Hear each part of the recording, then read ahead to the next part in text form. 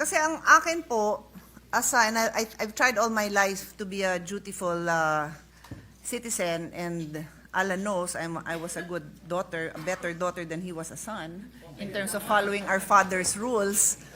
Pag sinabing, hindi mo pwedeng gawin yan, wala kang karapatan na gawin yan, hindi ko gagawin yon. At kung ginawa ko yon, babawiin ko. Kasi nga sinabi sa akin na wala akong karapatan na gawin yon. So, yun ho ang iniintindi ko. I am one of 5, tama bang bilang ko, 5 lawyers here in the Senate. And I'm trying to do my job as a senator and as a lawyer. I am trying to listen carefully to our colleagues who have expressed their desire to constitute ourselves as an impeachment court. But I do not know how we can legally do that when the Supreme Court tells us we did not acquire jurisdiction to constitute ourselves into an impeachment court. We did not acquire it then, and we do not acquire it now. So how would we do that? And those of you who've worked with me know how hard I work to find a solution. I bend over backwards, I listen, I redraft everything para masaya tayong lahat. And of course, within the bounds of the law. How do we do that? How? Mr. President, I think the good senator already provided the answer. By using the Senate's residual power, kung titignan po niyo yung definition ng residual power, hindi po talaga nakasulat yung power per se. Ngunit inherent sa opisina yon, kaya tinawag pong residual power. Nung sabihin po ng Korte Suprema, this is immediately executory, wala pong ibang departamento, walang ibang opisina ang tinitingnan niya kundi tayo lamang. Kung hindi tayo gagalaw, wala pong iba na gagalaw. At mananatili pong nakahang ang isyong ito, Mr. President.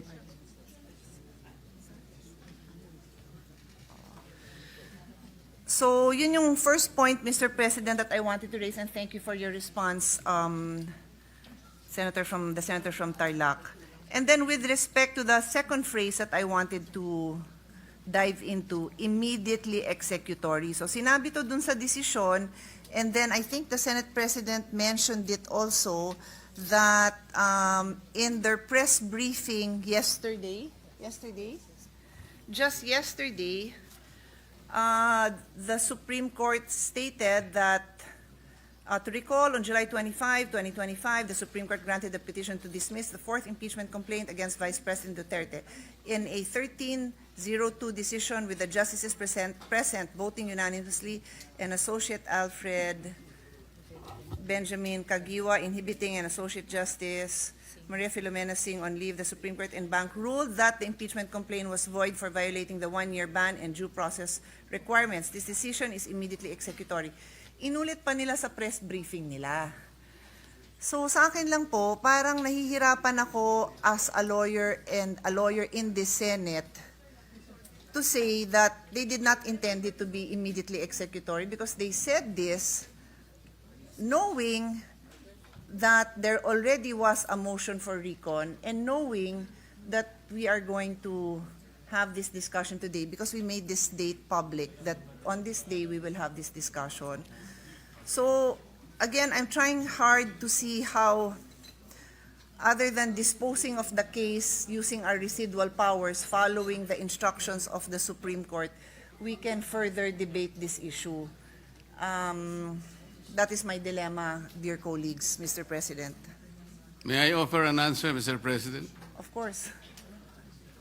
Pasensya na po kayo kung gagamit po ako ng paghahalimbawa. Nung pong kayo po ay medyo bata-bata po, Madam Senator, meron pong lumigaw sigurado sa inyo. Yung Huwag na unang ho lumigaw natin sa inyo pasukin yung talagang... diskusyon na yon. Hahaba ho ito, mas mahaba po sa debate ng impeachment. Ganito po yun eh. Tinapat nyo talaga. Ayaw nyo magtagal pa yun eh. At tama naman po yung ginawa ninyo. Ipinakita nyo sa kanya, pinaramdam nyo sa kanya, talagang wala siyang maasahan kaysa mapagod pa siya. Sino ho Pero ang yun? sabi niya sa inyo, ang sabi po niya sa inyo, pwede bang ako'y kahit papano'y dadalaw-dalaw pa rin? Parang nag-MR. Nasa sayo yun, but that will not change my mind. Ganon din po yun eh. Ang Korte Suprema, sa ganitong Mr. President, the very tenor of the decision, kahit na po sinabi niyang, oh sige, nasa sayo, formality na lamang po yun, Mr. President. You are a trial lawyer too.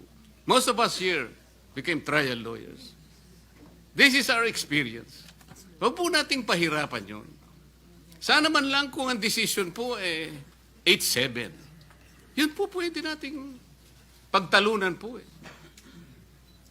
Wala po talaga eh, Mr. President. If I may, Mr. President, and I think that was a good analogy. Thank you for that. Napaisip niyo ho ako doon.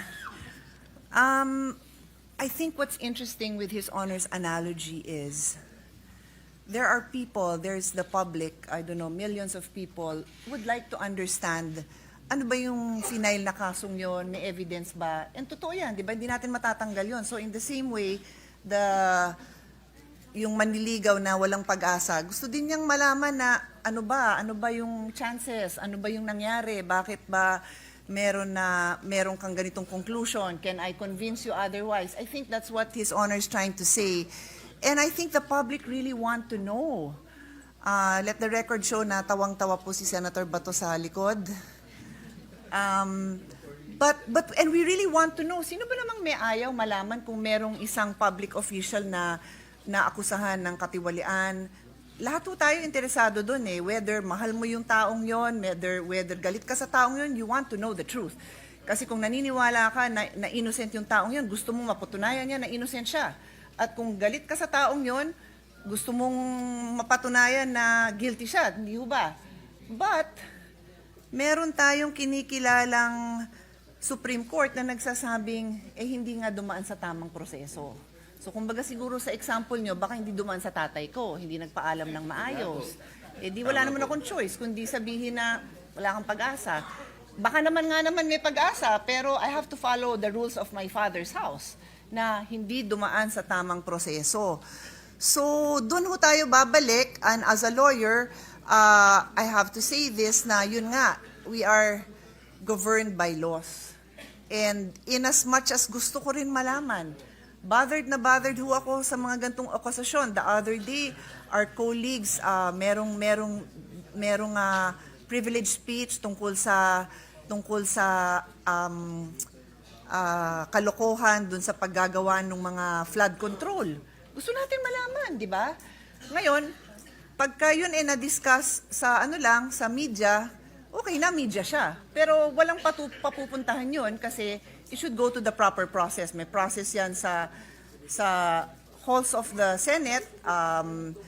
We have hearings in aid of legislation, and then magre-recommend tayo na ma-ombudsman yan. So may proseso tayo. So yun ho siguro yung pinapatunguhan. Doon ho papunta ang aking conclusion na in as much as the public deserves to know, because we all deserve to know, we also have to follow the process. And I share this with everyone kasi ang hirap lang talaga ng sitwasyon natin kung hindi tayo makikinig sa Supreme Court. Meron tayo in the Senate, Congress, we have our duties as co-equal bodies. Ang duties po namin kasama ang pagsiyasat ng budget ng lahat ng agency. So pati Supreme Court, budget niya, tinitingnan. Lahat ng Regional Trial Court, tinitingnan natin ang budget. That's our job as a co-equal. Sila naman, may job din sila na pagka may grave abuse of discretion, they have to also say it. They also have to make their position known, which they have. And I will repeat, ang sabi ng desisyon ng Korte Suprema, the Senate did not acquire jurisdiction, and this decision is immediately executory. So, I'm happy to listen. I don't know kung may magsasalita pa, pero I shared my views on this in the hope na marinig ko din yung views ng proponent. Nakikinig po ako sa mga kasamahan natin para ma-enlighten din po ako. But I'm guided also by my practice as a lawyer and my duty as a lawyer to also, I can disagree with the court. Wala tayong problema doon. We know that we have that personal right to disagree with the court, but we also have to in the end, follow the court's orders, whether we agree with them or not. Very quickly, Thank you, Mr. President. With the permission of Senators Marcoleta and... What is the pleasure of Senator Pangilinan? Just a quick interjection. The gentleman may proceed. Maybe to add to either the enlightenment or additional bewilderment of Senator Pia Cayetano. Yes, the Supreme Court ruled that we did not have jurisdiction. Yes, the Supreme Court ruled that it is immediately executory. But it makes you wonder why the Supreme Court did not issue a writ of injunction. So Did not, sorry, I didn't hear that. It makes did you not wonder issue- why. Did not enjoin us, did not issue a writ. It could have, but it did not. So, yeah, your guess is as good as mine, because if they really wanted us to end this, then why didn't they enjoin us? Just to add to the bewilderment and the enlightenment, what is there to enjoin when we never acquired jurisdiction according to them? What is the pleasure of the Honorable Ontiveros?